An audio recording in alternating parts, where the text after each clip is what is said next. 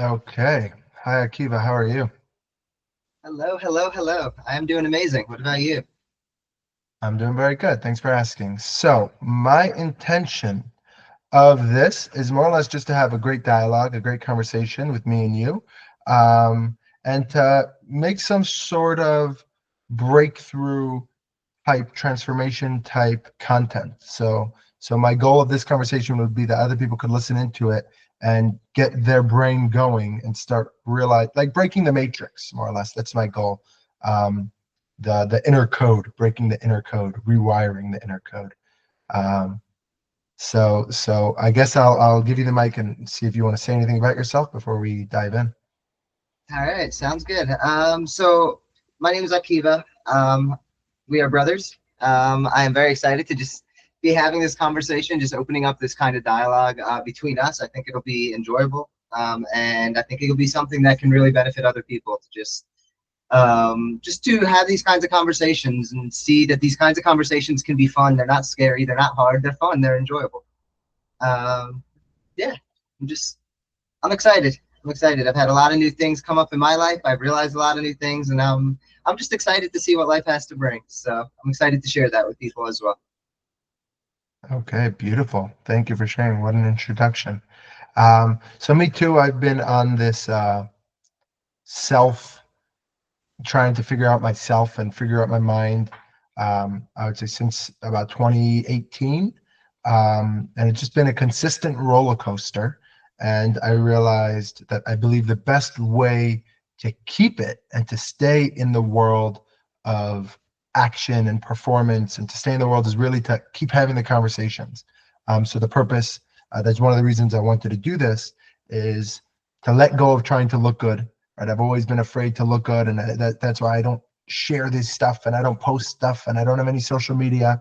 I, it's scary for me. I'm always trying to look good. So I'm trying to step out of that and just be able to just have conversation, just be open, not care how many views I get, not care how many people I reach, really just post and post and post and share and share and share, so that I can stay in the world of this transformation. So that's a little bit about my goal and about me. Um, Okay, so is there anything you would specifically want to start with? Any conversation that you would want to? I actually had a question for you based on something that you just said. I think a part of that, like I think it would be interesting to get your take on what do you mean by self? So you're trying to find yourself. What does that even mean? What does that mean to try to find yourself? What is yourself? Right. So what I look at, that's a good question, a very good question. Um, what I meant by trying to find myself is trying to what I believe the world is and what I believe I am, consistently changes because I'm so confident that, you know, I'm a specific way, and then we call it the Grand Canyon moment, right? When you just realize, whoa, I've been living a lie. And at that moment, your whole life kind of shifts, right? So I've had a lot of those experiences since 2018. And I think you're right. I think I need to change that language a little bit because there isn't really a self. It's really just a view of reality, what the world really is. Um, and the way I experience the world is going to be how I am in a sense, right? So I think that's kind of what I meant. Does that make sense? Yeah, yeah. No, that definitely makes sense. And yeah, I think that's an important like conversation to have with people to just or something important thing to think about is like what does self mean? And I completely agree with you, and I think that yeah, self is, I mean, it's our perception of the way we experience our lives, of our human experiences. And I think it's important to realize that that's all that it is. That's all. Like there's not that much more to it. There's not all this meaning behind it unless you put that meaning behind it. Because like again, that for me, there's one of my really strong beliefs that I've had for a while that I've been exploring for a long time, is called existentialism, which is basically the belief that there's no inherent meaning in things. There's no like inherent meaning or purpose behind everything, and all of that really goes onto you as a person.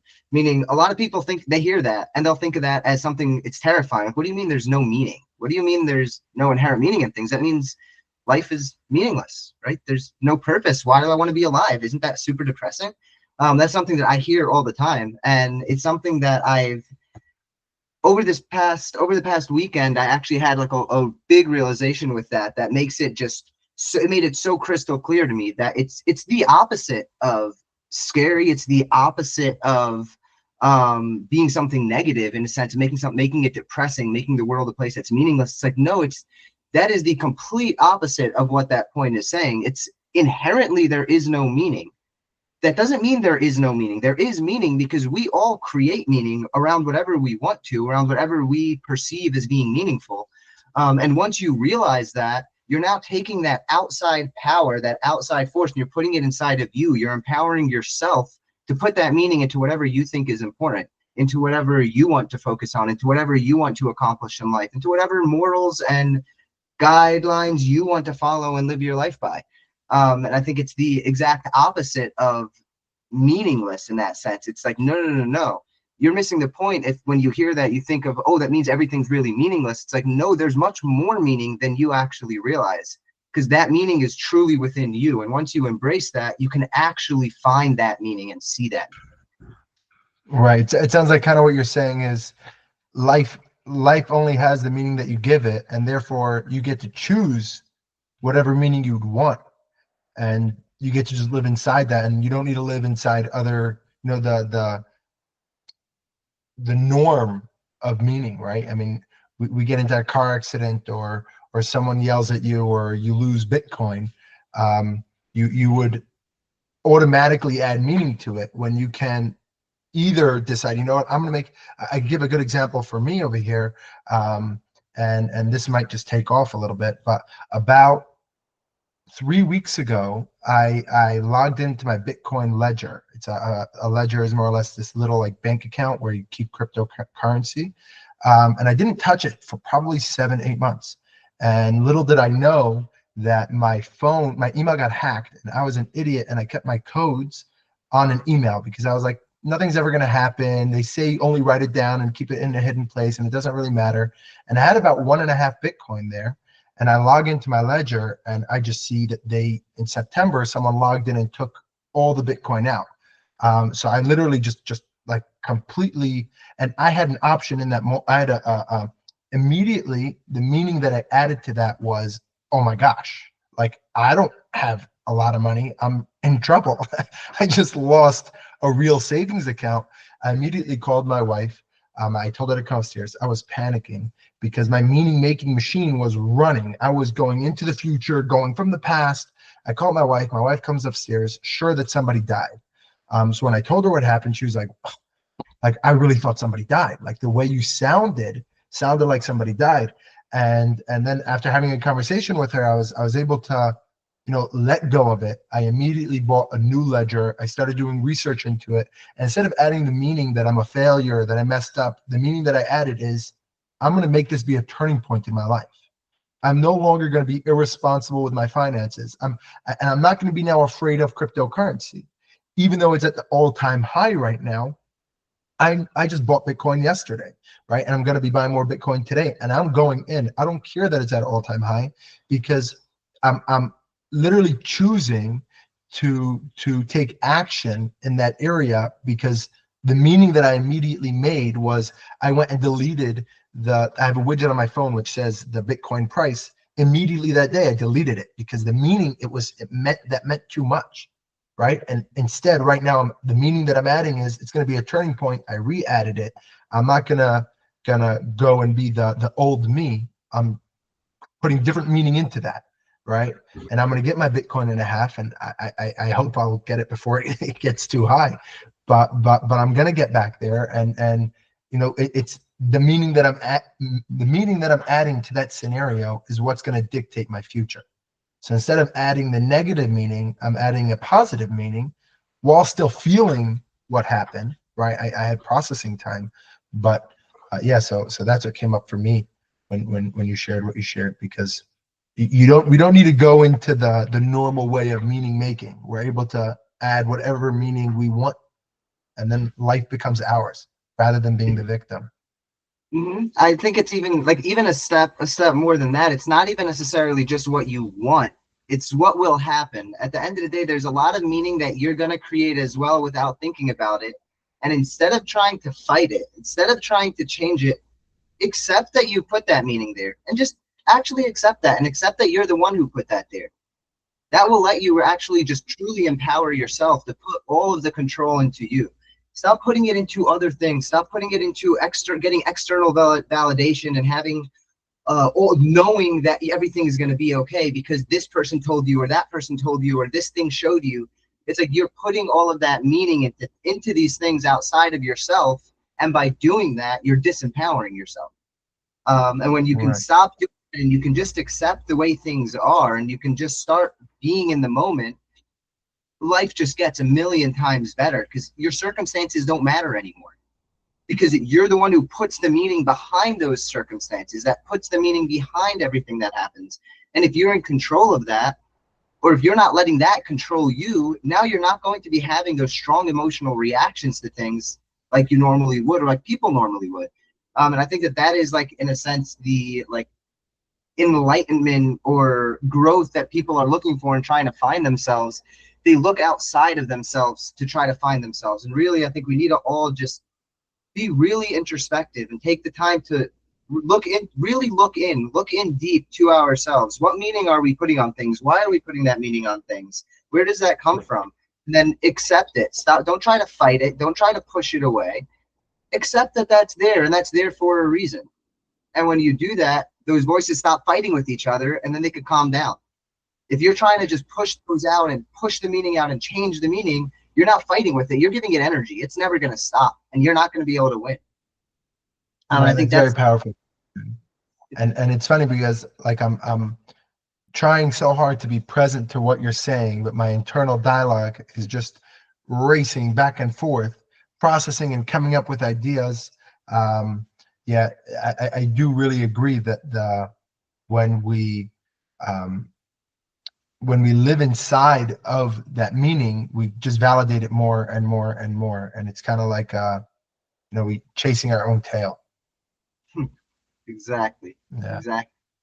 And yeah, I think also, I mean, going back a little bit, something you said before, I think this could be interesting for you to be a little introspective in that. There was when you were saying that you put meaning behind things with Bitcoin, with what happened. First of all, before I get into that, I just want to say that I do think it's very admirable that you're taking that stance to just change that perspective on it and not don't let that bring you down. Don't have that negative internal dialogue. Like change that around. Like it doesn't mean anything unless you're giving it that meaning, right? So it doesn't mean that you're anything. And that was something that you had said when you were saying that. You're like, I was an idiot. And even that right there, that is your internal dialogue putting meaning to things, that you made a mistake, so that means I'm an idiot. And it's like, no, not at all. And I think with everybody, for everybody, we have to realize that we do that and it's all subconscious. Our brains are just going, going, going, going, going, going, going, going. And it's automatically putting all of this meaning behind everything. And a lot of the time that stuff is negative. And when we don't realize that, and we don't realize that we're doing that, we're just hurting ourselves and bringing ourselves down. Yeah.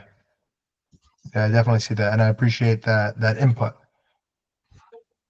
Definitely. You're not an idiot. Um, You're not an idiot at all. You're very far from an idiot. But that's for whatever a reason while ago. and your brain comes up with, or whoever's brain comes up with, is like it's stuff like that when it's like take a step back and look at it and it's like it's obviously not true. Right, for sure. I mean, it's a while ago I heard in a podcast that the two most powerful words in the English dictionary are I am. And whatever follows that will more or less shape you.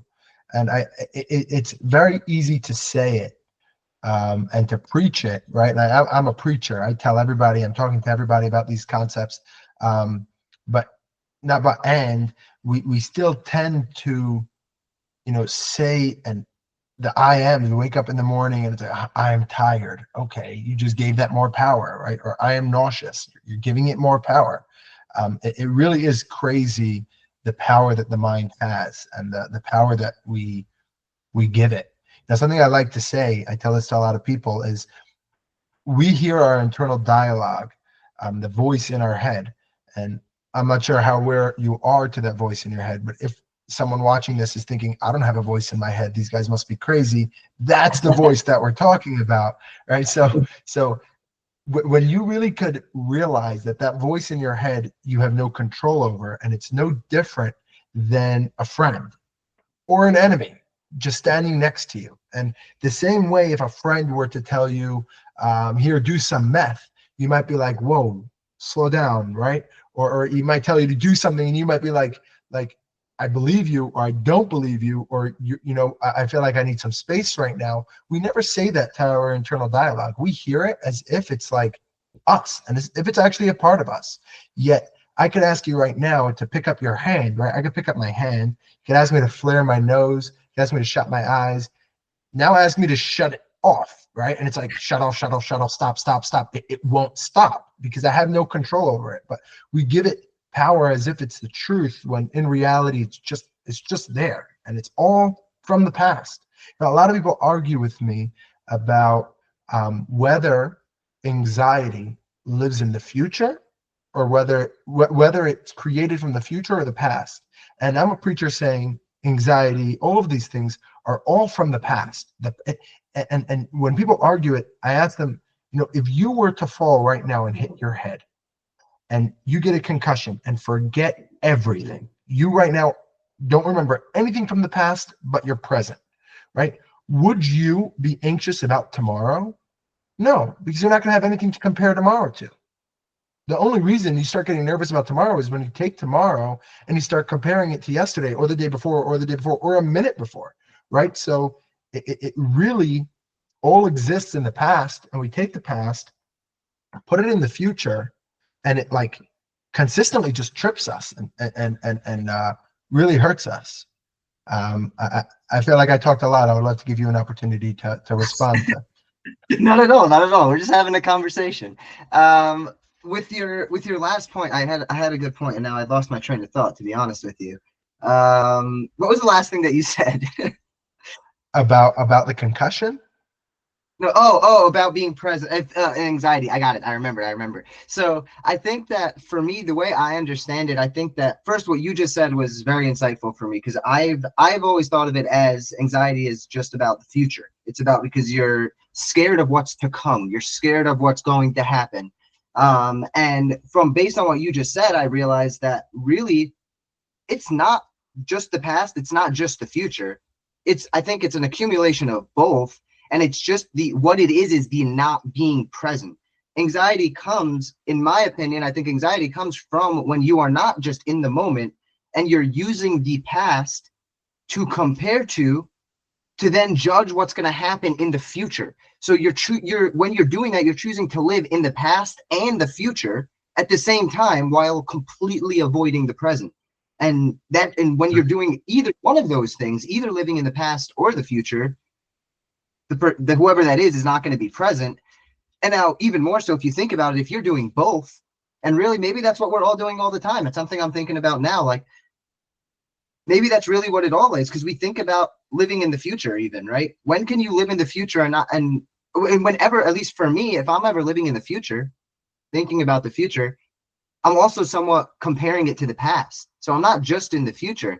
And even if I'm thinking about the past, I'm not only thinking about the past. I'm thinking about how the past has affected me and will affect me, or what that means moving forward. It's both things. When you're living in the past and the future, realistically, they're both kind of, in a sense, the same thing. If they're both just not, there's the present and there's the not present. And Exactly. both of things are just taking us away from being present. And if you could be present, if people were more present, we would all be so much happier.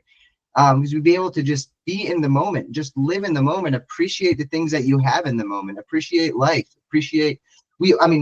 there's so much to appreciate. I woke up this morning and I opened my eyes and I was able to see, I was able to breathe, I was able to smell, I was able to hear. And there's all these little things that for me that I take for granted. And I think everyone has little things like that they take for granted. And yeah, some people might not have some of those things that I take for granted. And for them, they wouldn't take it for granted. Because like going back to what we were saying before, is all of it is about perspective. Yeah. And go back to what you were sharing in the beginning.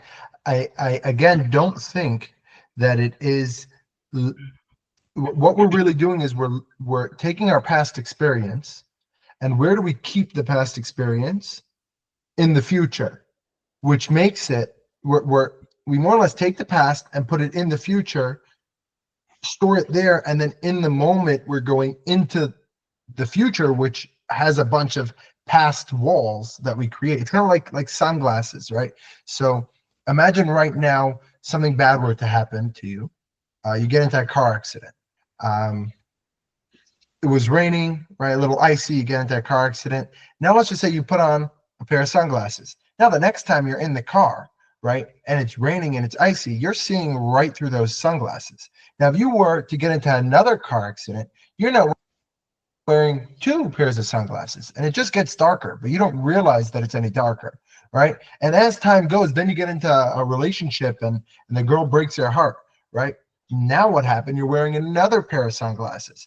Then you get into another relationship, and you end up cheating because you want to make sure that you don't get your heart broken, so you break her heart, and now you're wearing another pair of sunglasses, right? By the time we get married, we're in a relationship with one person, and there's like 17 or 2 or 5 girlfriends standing in between you and the person you're trying to be with. And it's very cool when you get to the present, when you let go of that automatic robotic way of being, you get to just be in the now with the person that you're being with. I learned yesterday, I was talking to someone and they were teaching me a distinction called hello. And the first thing I said, I turned to my wife, like a video, I turned to my wife, I'm like, this is such a boring distinction. She just says hello, and then someone raises their hand and she just says, how are you? And that was the whole distinction. I was like, I don't get it. My wife was saying, she says, Huda, this is the most important distinction. This is exactly what you're always talking about. She's saying hello and is completely with the person as the person talks, and she gets in their world. And it's so funny how we take that for granted. Yeah, I mean, like we're really just yeah, I mean, I think it's interesting because it's funny if you think about it with that too. Is like right? You saw that distinction. You saw that distinction. You something boring. You interpreted. She's just saying. But really, there was much more to it. You put yourself out of the moment to actually experience it. I think I'm hearing a bit of an echo. No. Yeah, I'm having a hard time hearing you. Hold on one second. I'm gonna switch to headphones.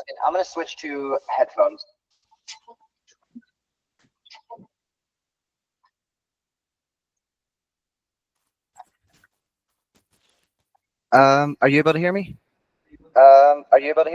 Perfect. So something else I would want to say, just to keep this going, try this one on. Okay, I just read this on a book a little earlier, but it's something I've heard before.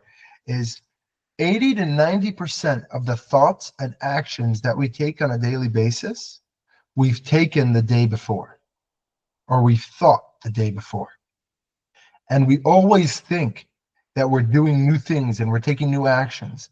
But okay, today I went on a road trip. Yesterday I didn't go on a road trip. I took different actions. Sure, if you look at it from a bigger light, you might see that you took different actions, but your mind is having the same thoughts.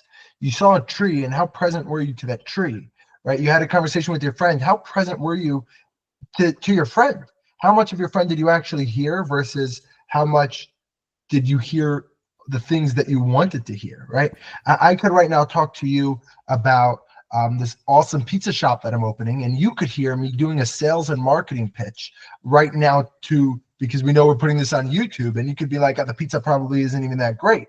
When you also might be able to hear, wow, I really want to try that pizza. It sounds good, right? So it's pretty wild when you think about the fact that literally, I think on the book it said 80% of the thoughts that we have are just reoccurring. They're not new thoughts, and we live as if they're as if we're actually in control of our life, but we're a robot. You really, like, when you get in touch with that, you're able to just break step out of that. Like I said in the beginning, stepping out of the matrix, breaking the inner code that we have. Yeah, what do you think about that? No, I mean, 100%. I mean, I think that, man, I keep losing my train of thought. I'm thinking, so I'm realizing I'm thinking way too much as you're talking, trying to come up with what I'm going to respond to, what I'm going to reply, what I'm going to say. And then I just completely lose my train of thought. And then I feel like I don't even take in what you were saying either fully. Yeah. Um, that is called, there's a word for that, and it's called being a human being. And we're trying to step out of the natural matrix of a human being, right? We are conditioned to be this way, right? I right now, I have a daughter. She's 3 months old. You know that. I named her Lila. One of the reasons I named her Lila is Lila represents the night. What does the night represent? For me, the night represents endless possibility, because at night we all go to sleep. And what happens when we go to sleep? Our brain starts to process, right? We start to dream, our body heals. At night, it's dark, it's empty. It's literally like if you want that voice to shut up, you go outside with a tea or a hot drink, or whatever floats your boat, and you're sitting outside at night. Like, that's when my voice is the quietest. I'm just there looking at the stars. I'm like, I wanted to give my daughter a name, which is like endless meaning, endless opportunity. So I definitely find that very profound. Yeah, I mean, so going off of what you were saying before, like you were saying from the book that you read, that it's saying that 80% of your thoughts, the thoughts that you've had the day before. And I think that goes into when you think about your subconscious, and a lot of your thoughts are just automatic. And where I believe with that is, I think a lot of that comes from your childhood. It comes from things from your past that have caused you to develop these patterns and these cycles that you go through to try to feel safe or survive or to get by or whatever it is specifically that it's giving you. It gives you some kind of benefit because of a past experience. And it's really a reaction to that experience. And when we're doing that, we're not actually being present. It might feel like we're being present because it feels like we're reacting to things that are going on, but really we're not, because we're living in the past with those past experiences and past things. It was interesting as well when we were talking before about anxiety and depression. It was something that I was thinking about too, because again, for me, I've thought of it as depression is living in the past, right? Being depressed about something that you don't have, something that happened, something that changed, something you lost, whatever it is specifically. And anxiety is living in the future because you're scared of what's going to happen. What I'm realizing now, and maybe this is part of why there's so many comorbidities with them, where someone who has anxiety, a lot of times when someone has anxiety, they also have depression. Or if they have depression, they also have anxiety. And maybe a big part of that is because they both stem from a broader sense, just from not being present. And a person who's more stuck in their head and is not as present is going to be more susceptible now to either side, whether it's anxiety or depression. And the part I'm thinking about as well is, again, now I had this realization from what you were saying before about anxiety being that you're comparing it to the past as well. Right. So it's essentially, for me, the way I'm thinking of it as like anxiety is living in the past and then comparing everything to that, and then being scared of what that means for the future. And then with depression, the difference would be with depression, you're comparing the past and you're thinking about the past, and that is just bringing you down and making you feel like things aren't enough. You're missing things, you're lacking things, or whatever it is specifically. Yeah, I thought that was like a cool little thought that I had. Yeah. What would you say the definition of presence really is?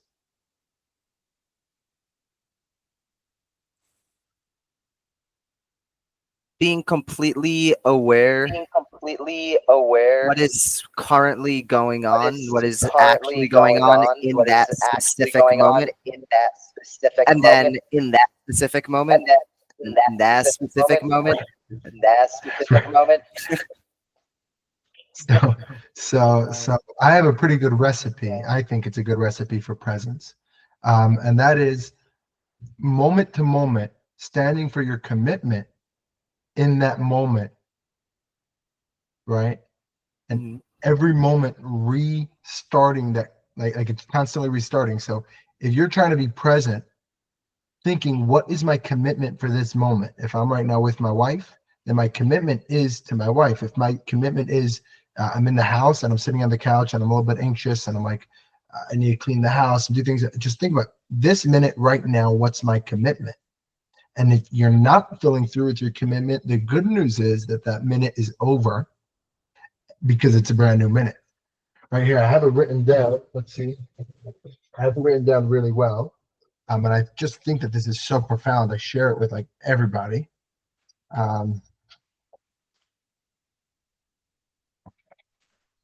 One second.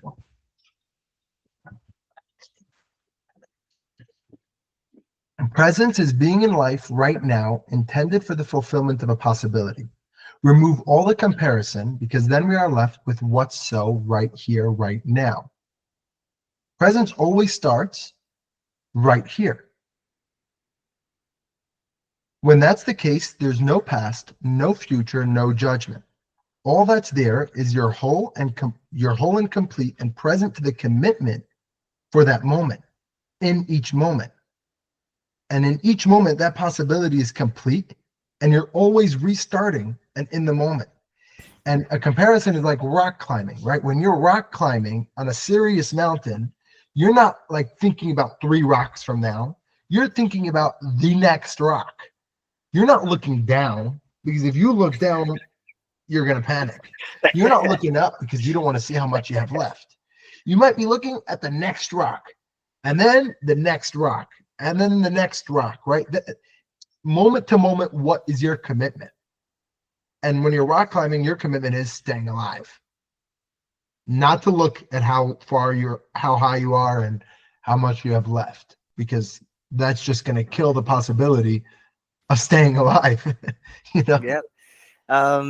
Yeah, I mean, I think an important thing to bring up with all this as well is that we're not in any way saying that something is good or something is bad, or one way is right, one way is wrong. Because again, all of that is just the interpretation of our brains, the perception that we have, that ongoing cycle that we have that just goes and goes and goes and goes, that keeps us out of being in the present moment. It's not about being right or wrong. We're just trying to figure out the best way to be present. Because I think from both of us would say that we both realize the times that we're the happiest is when we're fully present, because then you're able to appreciate everything you have and you're able to just live. And life is happiness when you're actually living and you're not just stuck in your head going through all of these thoughts and these cycles. 100%. The reason why I'm pulling my notebook out again is because what I wrote was remove all comparison, because then you are left with what's so right here, right now, right? There is no comparison. There is no good. There is no bad. As long as you're comparing it and thinking, is that good? Is that bad? You're limited, right? So I would agree that this isn't, and there's also a lot of really good ways of thinking, and there are a lot of great therapies out there and great things, and not that this is better than those, because there is no better or worse. This just is an opportunity to look into, right? Exactly. That's what I like to say. 100%. And I think it's a tool.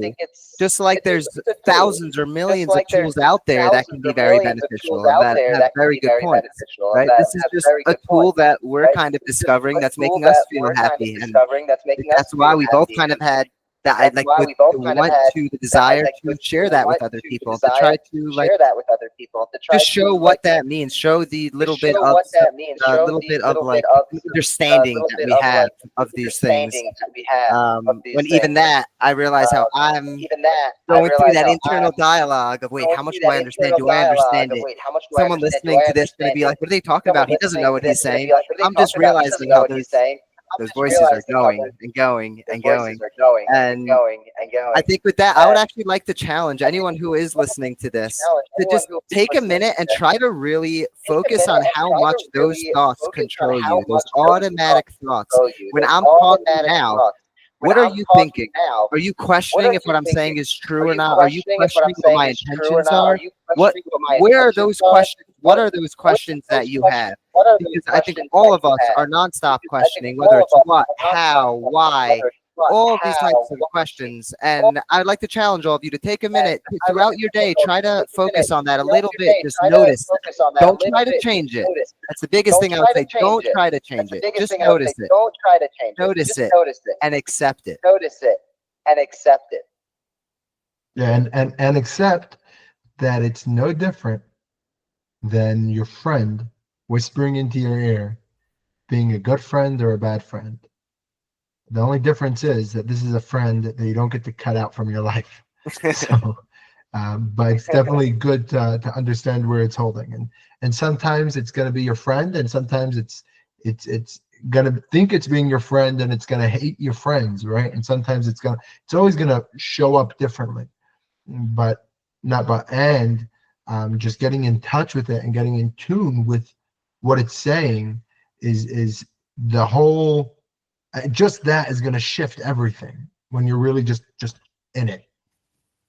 Another thing I want to just say, a little off topic, is the whole purpose of this video and the conversation with you, and I'm sure we'll have many more, is really, I recently learned the power of group and the power of other people. And I'm trying very much so to let go of my selfish way of being, because my internal dialogue is very much about me.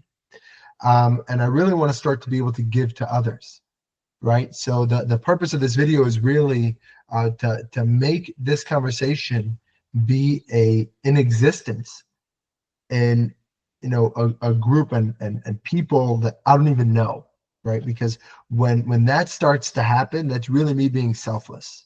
And I really wanted to just put that out there and put it in I wanted to say it, because language is the most important thing. And the more we say things and the more we speak, we create. So if I'm not putting that out there, it's not created yet. And I just wanted to make sure that that's created while we're still live over here. Amazing. Yeah, and I think that, above that, puts it out there to just start that dialogue with people. People want to comment and say something, or people just have conversations with each other because of it. It starts that dialogue and puts that out there. And I think above that, something I want to point out, I want to acknowledge you for it. The changing the buts to and is something I learned about that probably 2-3 years ago, probably was 3 years ago, from a therapist that I had. And that was the big thing that I remember when she said that to me, about like focusing on what you're saying and not saying but, like changing the little words. I was like, what are you talking about? What's the difference? And then I started trying to implement that, where instead of saying but, I would say and. So at the time, I was dealing with a tough breakup. I was going through a lot mentally, and hold on. How? I'm going through a tough breakup, and but yeah, so I was going through that tough breakup, and the therapist was telling me how I shouldn't be focusing on, but it's not like, 'cause one of the things I was saying was I really miss her, but I really don't want to be back with her, right? And I kept saying things like that, where I was saying something which was then excluding the other thing. And once I realized that and I changed that to it's not but, it's and. I missed her very much. I miss her very much. And I know it's best that she's not in my life, and that my life has moved on from that point. Like, it's the end is super, super, super important, and we don't realize it. You don't realize how much of a difference that makes. But if you do it, if you start implementing that into your life, you'll realize how much it really does. You said, but if you start implementing it. And if you start implementing it, thank you for calling me out. It's definitely not an easy one. Definitely not an easy one. Um, yeah, the word "and" just creates possibility, and the word "but" destroys possibility, right? So like, I got fired from my job, but it's but now I need to go out there and get uncomfortable. Okay, this is a bad one. And I need to go back out there, right? It's just a very different approach. I lost my job, um, but I don't think I care that much because I plan to take a month off and use some of my savings. I lost my job, and it does, I really don't care that much because I'm going to be going on vacation. It makes it sound like an opportunity rather than a negativity, and I think it's very cool when. So the and but is something that I've been working on for the last 2 weeks. It's not something I'm not great at yet. I heard the concept probably 8 years ago in the beginning of my journey, and it's something that it's easy to forget, you know. But it definitely is. It's the small things because it's the language. That's what I was saying before. Language creates.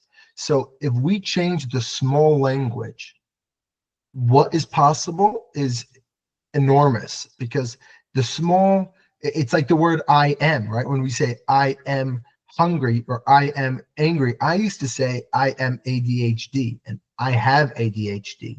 And over the last 8 years, when I was started letting go of the fact that I have ADHD, or the fact that I'm letting go of the fact that I have dyslexia, right? Now, not that these things aren't real, but when I say it to myself every single day, what ends up happening is I give myself an excuse not to read. I give myself an excuse to be impulsive.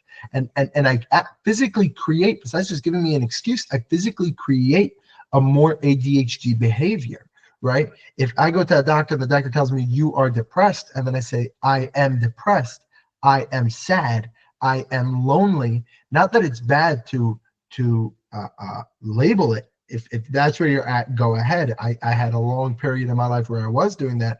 Yet at the same time, for me, I'm finding that the more I let go of I am ADHD, the less ADHD that I am. Right? I haven't been on ADHD medication for a very long time now, and I'm less ADHD today than I was when I was on medication. Right? So it's very the language is so important, and the word "but" we use probably 50 100 times a day, and we don't even realize. It just happens, right? In this conversation, you caught me switching my "but" to "and" a few times. How many times did you not notice that I said "but"? Right? So we definitely, inside of language, I want to create the possibility of kicking butt in the butt and switching it with an "and." Hey, we got to roll it back and see how many times. We got to count it. And every time we make a video, you count it at the end. You have a butt counter at the top. That sounds so bad. My wife might not be pleased.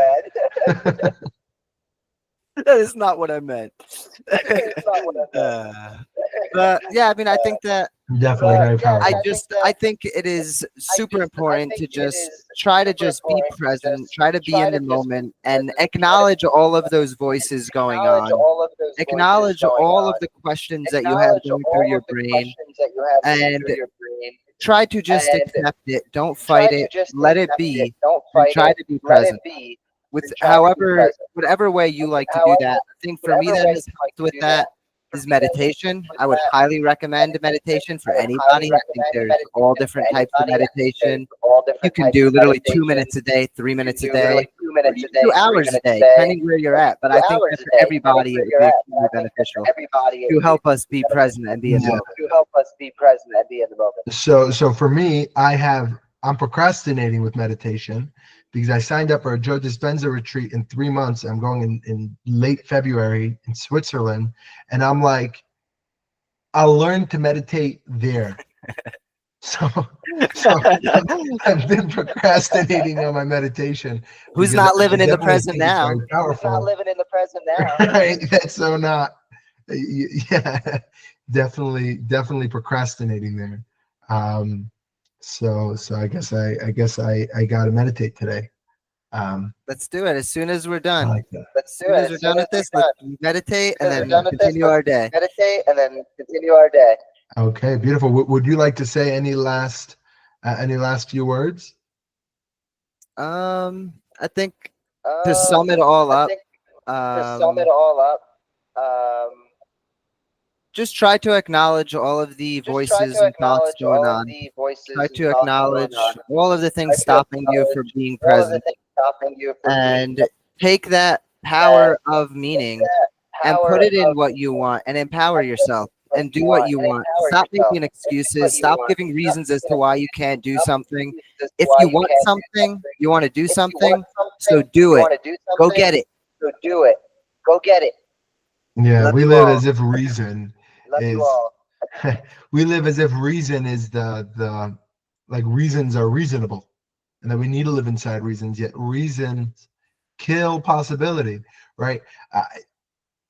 I've never been single, so I don't know what it's like, but I'm sure that for a single person, you walk into a bar, you see a beautiful girl, you want to go introduce yourself, and then suddenly you have a reason why not to. Or you want to go do some sort of investment, you want to quit your job, you want to do something, and then boom, voice gives you a bunch of reasons, and you're like, oh, that's true. And therefore we live small lives, and therefore we live reasonable lives. Then there are people that step outside of reason, like Musk, or I don't know a lot of people. I just know he lives pretty unreasonably, making unreasonable goals, and then ends up having unreasonable results. Not good, not bad. All that doesn't matter. But what I'm looking at is reasonability, and reasonability literally just kills possibility. 100%. 100%. Okay, so ending off, my wish to everybody is that everybody lives an unreasonable life, that everyone can step out of your mind, and see your mind as a friend, or maybe not a friend, a creep that follows you around and thinks he knows everything about you. so I just want to create the possibility of just being present, and being present to the commitment that you have for that moment. Amazing. Well, peace and love. I'm not good at that. I could only make like a police badge. With that, you gotta. That's a little better. Here, I Have could your do wife that. teach you. Alrighty, awesome. Thank you, Akiva. I appreciate you, and many more. I appreciate you as well. Many more. I love you too. Okay. Yeah, bye bye. Bye bye.